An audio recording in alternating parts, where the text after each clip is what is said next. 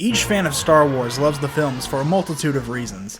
Some people love the characters and the emotional journeys that they go on together. Some like the music and how masterfully it fits in with the movies and their scenes. Some people don't care about that crap at all and just like the awesome fights. There's nothing like seeing a lightsaber fight in a Star Wars movie. Some people complain about how the lightsaber duels were handled in the original trilogy, I guess because they were more slow and emotional versus the later fast and high action scenes that the prequels produced. However, what Star Wars handled perfectly from the beginning were dogfights. Ship-to-ship combat with tense moments and daring chases. The Empire, with their huge ships totally towering over their enemies, seemed unstoppable by the Alliance's small yet capable craft. The Battle of Yavin has to be one of my favorite scenes in all the movies. These awesome moments from Star Wars aren't exclusive to the films themselves, however. Over the years, there have been a ton of Star Wars games that have captured these moments as well. One series of Star Wars games in particular that emphasizes dogfights is the Rogue Squadron series. I played these games a lot as a kid, and I remember them being super fun. To this day, there hasn't been a Star Wars game quite like the Rogue Squadron series. Kind of. Not until recently with Star Wars Squadrons being released, but they're still very different despite the similarity in the names. So anyways, let's get started. I'm not just going to be talking about the first Rogue Squadron, but all three of them. I need to see for myself if they're just as good as I remember, or if they're just one big pile of bantha poodoo. So strap yourselves in and get ready to make the jump to hyperspace. This is a series retrospective on Star Wars Rogue Squadron. Okay, so before we jump into the first game, I thought I should give some background information on the game's developer, Factor 5. These guys co-developed all three of the Rogue Squadron games with LucasArts, but their most notable achievement by far is that they helped with the sound compression on Elmo's Letter Adventure. Though they had some pretty good games under their belt, it wasn't enough to keep them afloat. Their last game was Lair for the PlayStation 3 in 2007, and shortly after that, Factor 5 closed in 2009 due to financial issues. But hey, at least they live on through their games. So let's get started with Rogue Squadron. Just like with all LucasArts games, it opens with a neat little video showing off their logo. It's always fun replaying their games just to see what they do with it. I might explore this in an upcoming video, but for now, let's move on. Okay, so we're at the main menu, and I'm liking what I see so far. Mark Hamill looks as cute as ever with his little 70s haircut. This is the first time that I'm seeing anything from this game actually. Just like with Dead Rising, I never played the first one, and I actually started with 2. The GameCube was my first console, and I was a little too young to be around for the N64, so this is all pretty much new to me. So here I have to make a save file, and it looks like someone already has one on here. I think I got this game from one of my local shops, so I have no idea who KRV is. I thought about deleting it, but that just didn't seem right to me. I mean, this could have been this person's whole childhood, I don't know. So KRV, if you're out there, don't worry.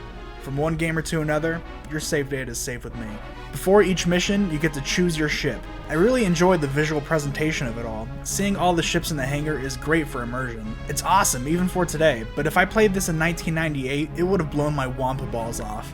Now for the first mission. It's sort of a tutorial for the game, and it has you shooting some probe droids on Tatooine. After that though, you have to take down some TIE bombers. This is where the fun begins. The controls are very responsive, and steering and maneuvering feel tight. I set my standards a little low because it is an older game, but damn, they hold up!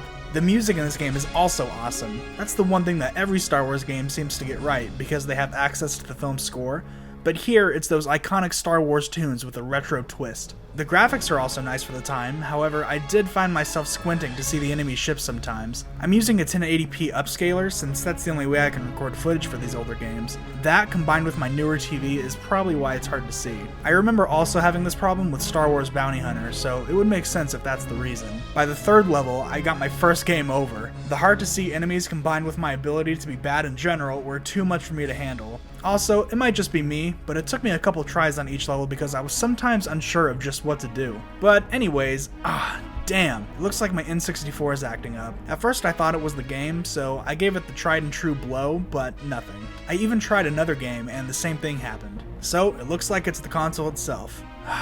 Rest easy, old girl. Alright, plan B.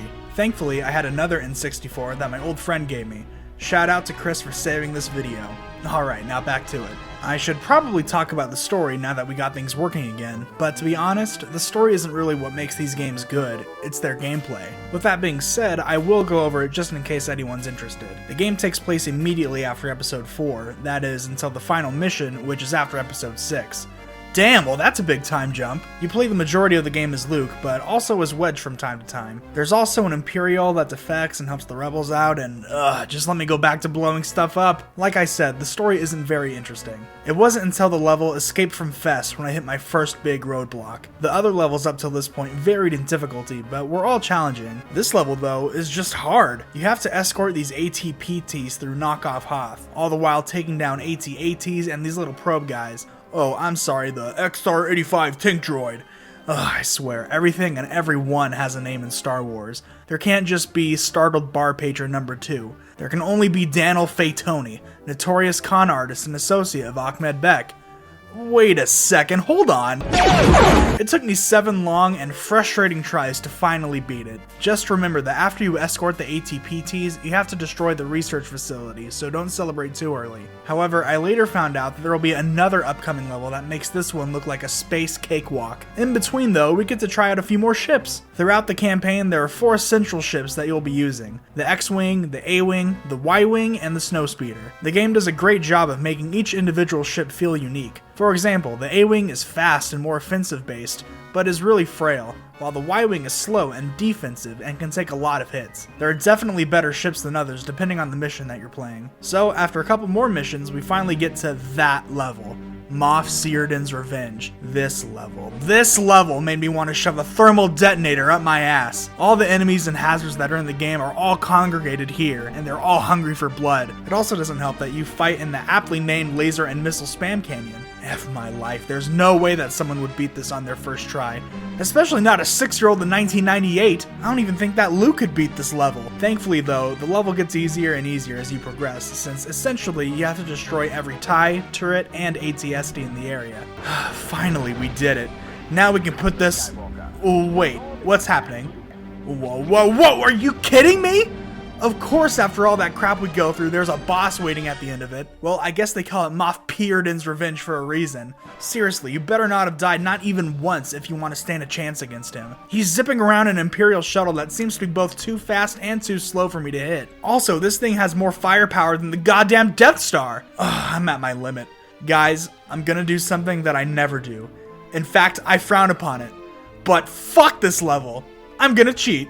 Yeah, this game has cheat codes. I'm gonna go over some of the secret codes and stuff that you can unlock in a bit, but for now, I need infinite lives. Yeah, you take it, Seardan. Who's the scum now, huh? Huh? Finally, it's over, for real this time. And you know, it wasn't even the last level. Oh my god, well if this wasn't even the end, then the last level must be threat level God. Jeez, okay, well I'm ready. And for this mission, we get to fly a new ship, the V-Wing.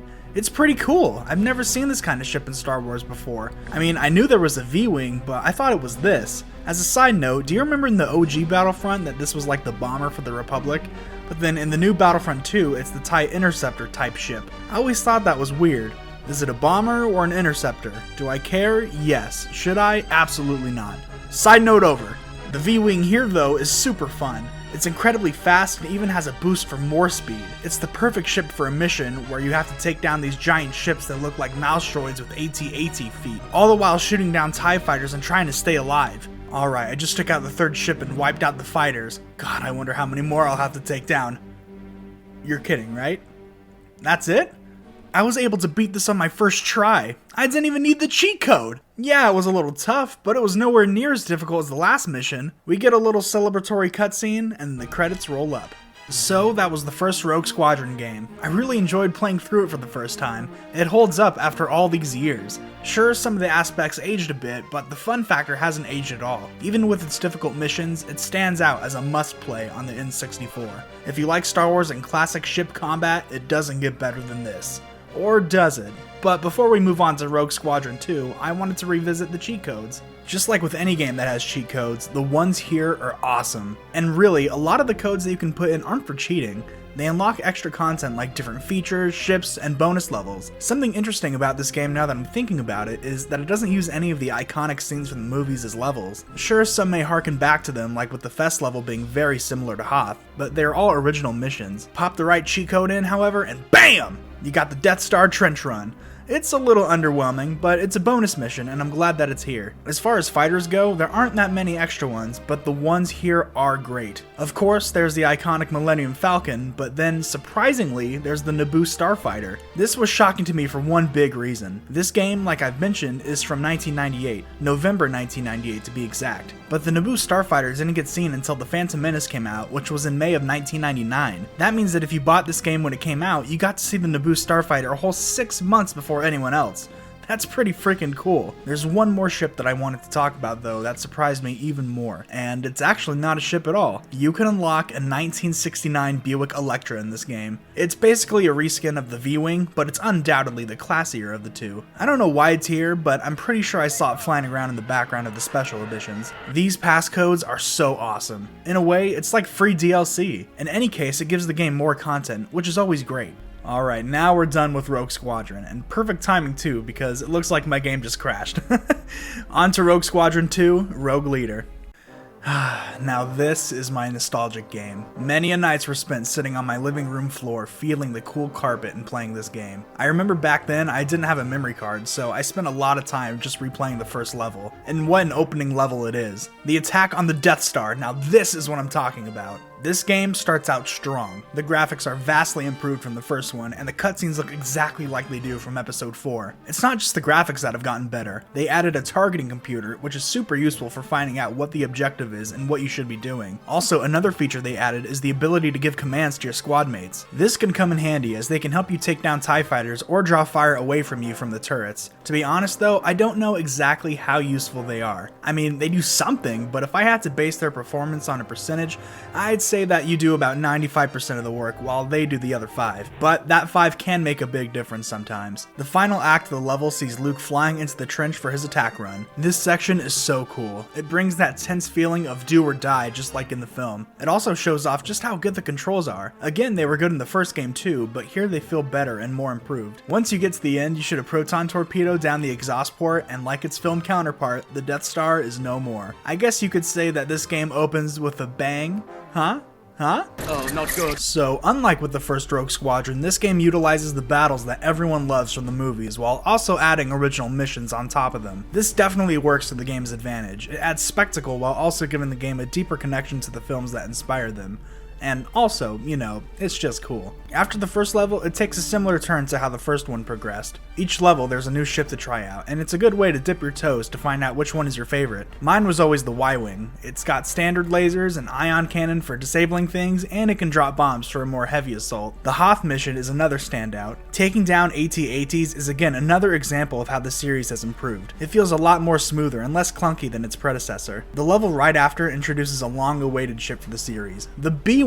Who else loves this thing? For me, it's probably my third favorite of all the starfighters. Thankfully though, every ship feels viable, and you're gonna have to get comfortable with all of them because there are a couple of groaner levels here. Like this one, Vengeance on Kothlis. You have to blow up this crashed Star Destroyer and protect the ground troops while they get data. But man, you gotta be quick to defend your allies or it's game over and you have to start from the beginning. Even this mission keeps things interesting by having you swap between 3 different ships. I don't think that ever happened in the first game, it was just one and done. Having you switch between ships in the same mission definitely spices things up, even in the lesser ones. I did feel like the levels kind of dipped in fun factor during the middle though. However, the last 2 levels are great. It recaptures the Battle of Endor and they feel like prime Star Wars space battles. There are an overwhelming number of TIE fighters and you're scrambling to keep your frigate safe and the whole time they're yelling at you for help. It's tense. Another element that adds to the intensity is the difficulty. We all know how I felt about some of the levels in the first game, but here the difficulty seems more fair. Challenging is the word I would use. The playing field seems level, and the enemy can give you a beatdown just as much as you can to them. The final level sees Wedge covering the Falcon as they fly into the core of the second Death Star. It parallels the beginning level with the narrow space that you have to fly in, except this time there's more of an emphasis on speed. If you can't keep up with the Falcon, then the TIEs will destroy it. And after you destroy the core, the explosion will swallow you up unless you put the pedal to the metal. Of course, we outrun the explosion and fly out with the Falcon just in the nick of time. And that's pretty much Rogue Squadron 2.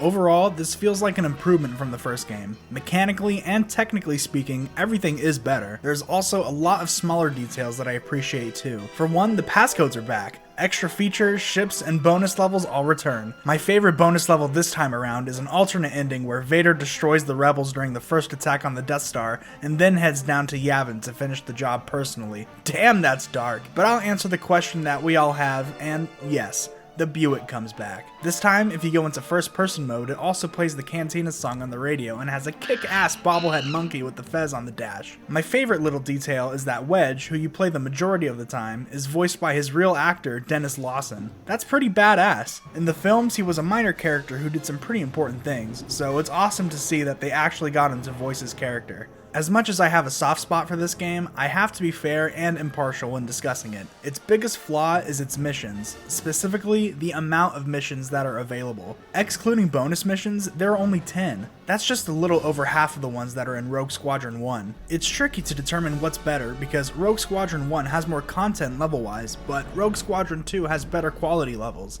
It's an interesting trade-off. They say quality over quantity, but I'm not too sure in this case. What I can say though is that this game's opening and closing levels are much stronger than its predecessor, giving it a better start and finish in its performance. But let's not let up yet.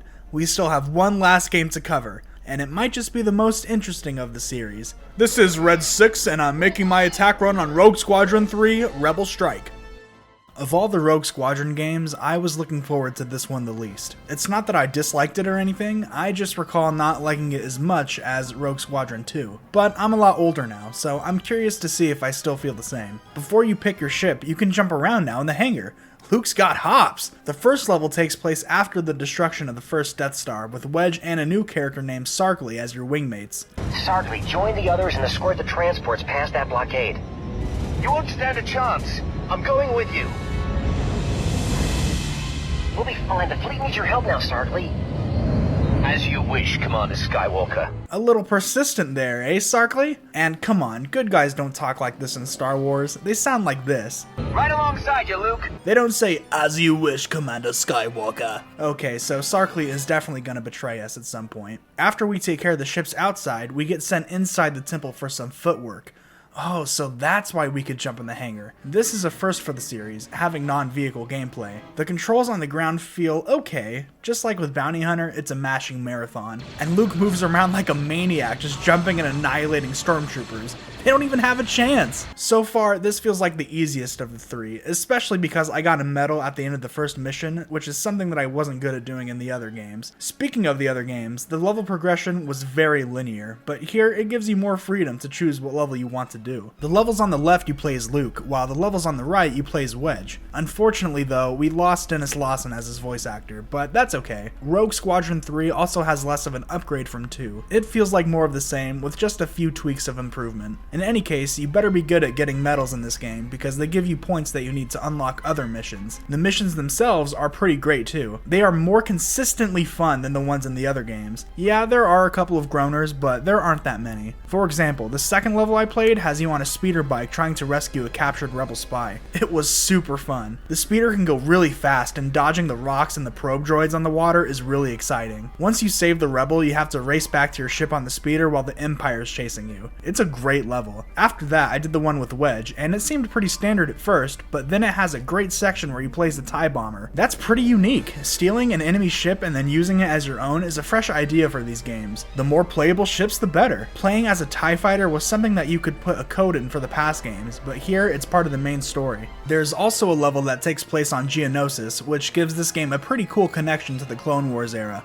What's interesting about this is that Wedge finds the Jedi starship that Obi-Wan used in Attack of the Clones. It's funny because Dennis Lawson is actually Ewan McGregor's uncle in real life, so it's interesting how their characters in the game are connected as well. I think that I can safely say that the Wedge levels are a little more enjoyable than the Luke ones. However, one Luke level that totally stands out as one of the best in the game is Battlefield Hoth. This blows the Hoth mission from Rogue Squadron 2 completely out of the water.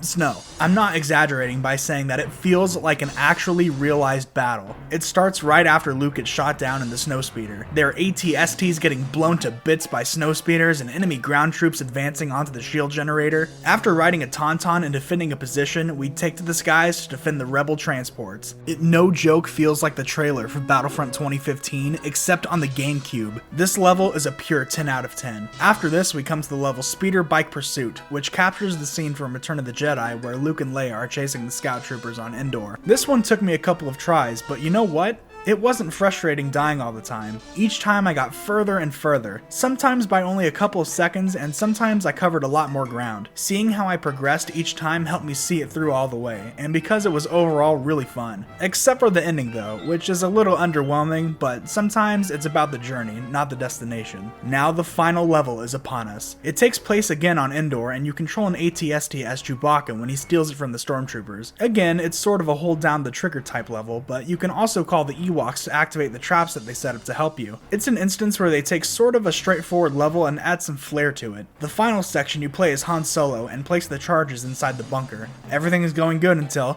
Sarkly! He finally decides to show his two-timing face. I think this fight is supposed to go where he holds a position and takes shots at you, but the whole place is blowing up, so God, I'm getting out of here. If you keep chasing and shooting him, he will never stop running to shoot back at you. Easiest boss fight ever. I don't know if I can even call it that, but yay, we did it. Han destroys the shield, and shortly after, the Falcon flies out of the Death Star. The credits roll, and that's it. But, that didn't quite feel like the end. It wasn't really last level material. It turns out that there's another level above this one, and you are gonna need a lot of points to unlock it. Okay, so this must be the final level. Alright, I'm pumped. Who are we gonna play as? Wedge? Nah, we already spent the whole game as him. Luke? No, not even Luke can handle a final level of this magnitude. Well then who else? Who else could we play as in this universe filled with badass and legendary warriors? Who else, of course, but Arvel Krynid. And you might be wondering, who the hell is Arvel Krynid? Well, you've seen him before. Arvel Krynid is this guy.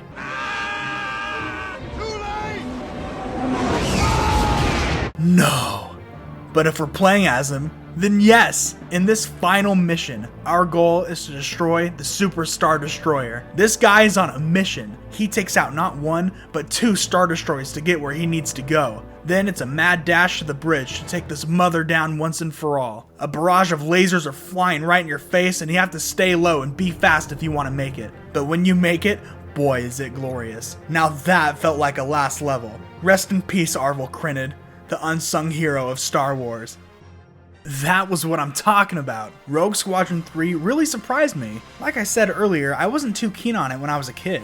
What was I thinking? This game is awesome. If you're looking for the game with the most content, then this is the way to go. When taking a look at the mission count, there are a total of 14, excluding the bonus missions, of course. That's still less than the first game, but the majority of the levels here are top quality and super fun. The passcodes are here too, of course, and they offer the same amount of fun from before. The Buick even makes one final return as well, and it even comes with the description in the hangar. This classic convertible is a relic from a galaxy far, far away.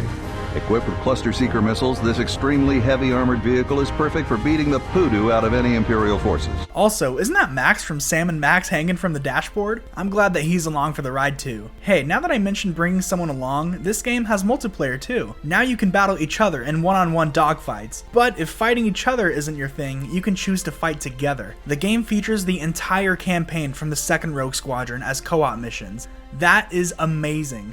It's like having 2 games in one. But what if I told you that Rogue Squadron 3 actually has 5 games in one? You'd call me crazy, right? But it's true. You can unlock some classic, and I mean classic, Star Wars games. The first is the Star Wars arcade game from 1983, the second is Return of the Jedi from 1984, and the third is The Empire Strikes Back from 1985. Sure, they may not be as modern as other games, but they offer fun perspectives to gaming history, and I'm glad that they're here. With all that being said, that wraps up Rogue Squadron 3.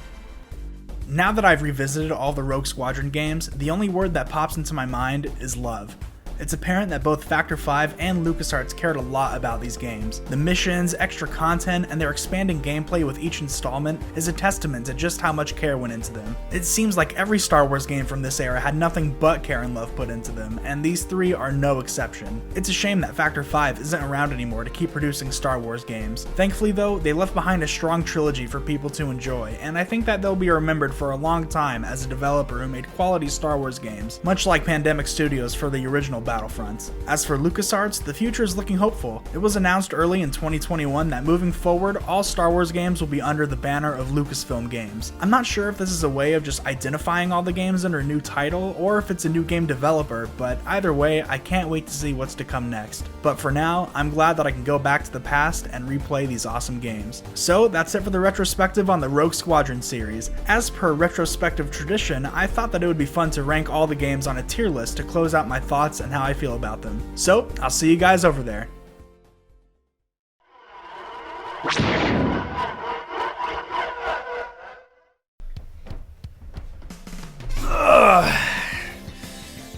Hello there. Welcome to another tier list. I thought that it'd be fun to do after this video. Just like the one in Dead Rising, just to kind of get my feelings out, decompress, see where everyone's at, see if people agree. I want to hear what other people think about them, so alright, let's get going. Real quick before we get started, I forgot to say last time that when I was recording the other video for Dead Rising, when I got that orange juice, when I drank it, I forgot to tell my story. So when I was in line at Safeway, I was just, standing there looking at all the orange juices that were available, and then this lady rolls up to me with her basket, and I'm just looking at the orange juice, and from the corner of my eye, she walks up to me and she stops, and it's clear that she wants some orange juice too, or something that's in there, and without even saying anything to me, all she says is, "Watch out, woman driver!" So I just stood there and I was just like, like, do you guys ever have that happen to you? Like, someone just says something and you're just like, laugh mode activated? I just wanted to say that because I thought that was really weird. But let's get started. Alright, so this tier list I found on Tier List Maker, and it was made by, whoop, oh, look at that, it was made by me. 3 followers, hold on, and it's my mom. Just kidding, my mom's not even following me, it's my friend. Thanks, Ricardo. Yeah, so for the tier list, let's just go in order, I guess, of release. Obviously, there's not that many to work with here. There's only 3, but they're all pretty good. I'm just gonna say that, but some are better than others, so let's get started. Okay, so Rogue Squadron 1. A really cool start to the series. It was my first time playing it, like I said. I really enjoyed it. It was fun. The levels were pretty tough, and I'm no pushover, but hey, these levels were pretty tough, and especially that second to last episode, Moff Seaden's Revenge. It was pretty tough. Other than that, though, the graphics are okay for the time. I think it was a little hard to see sometimes. I have no problem. I don't want to put it in C tier. It doesn't deserve that at all. But I think I'm going to put it into B tier. Just for the reason that it was the first one. It did a lot of good. Like, a lot of good. But comparatively with the other ones, it's a B tier. Alright, let's move on. So, Rogue Squadron 2, Rogue Leader. If I ranked this when I was 8, or however, it would have been an S tier, easily. But I'm not so sure now. It's great. It's awesome. It's vastly improved over the first one. It's just short. Like, it took me a couple days to get everything for the first one complete. But with this one, it took me no time at all. I think it, like, on my my video files, I had like 6 for Rogue Squadron 1, and for Rogue Leader I had like 2 or 3, so it's a lot shorter. With that being said, the shortness of the missions, they don't really match with the quality. Like, the quality's a lot better, so it's weird. Ultimately though, I am gonna put it in A tier. We got Dennis Lawson as the voice actor. I know that's just like icing on the cake. That's not a reason why it should be an A tier, but mechanically and playing it is better than the first one, I think. I've heard people say otherwise, but hey, it's my list. I'm sorry. You can hate it if you want to. It is what it is. Okay, but with that being said, Oh, and by the way, I just want to make sure, like, just to keep things interesting, because there's only 3, I'm not going to put them all in, you know, B tier, for example. They're just going to be, I don't know, it's what keeps things interesting. 1 game per tier. Okay, and so the last game, as you can see, no surprise, Rebel Strike. As you can tell from the video, this game blew my mind. I remember not liking it that much. I don't know why exactly, but Rogue Squadron 2 was the one I always went back to. Rogue Squadron 3 was just like, yeah, I'll play it. I'll play it today. But yeah, so Rogue Squadron 3, it deserves the spot S tier. It is the best Rogue Squadron game that's out there. It adds new ways to play, and I've heard that people hate the ground mechanics, you know, but hey, it's new. It gives more variety to the levels. You don't do it that often. Oh, my Xbox is going to turn off. Great. Thank you. It definitely deserves S tier. Except, you know, I didn't talk about it. There's some levels with the lightsaber. The lightsaber sucks in this game. But it's Rogue Squadron. I kind of look at all the lightsaber Jedi stuff as a bonus. You still got the awesome wedge levels. I mean, there's one where you can freaking ride an AT-ST. Or no, that's the chicken one. That's the camel one. AT-AT. There we go. You can ride that one. And yeah, it's awesome. Just a great game in general, man. Rebel Strike, Rogue Squadron 3 Rebel Strike. Here's to you, man. You deserved it. But with that being said, thank you guys so much for watching. I didn't know really what to make this video. I thought it'd be cool to make it a series retrospective, since I enjoyed making the first one with Dead Rising, like I said.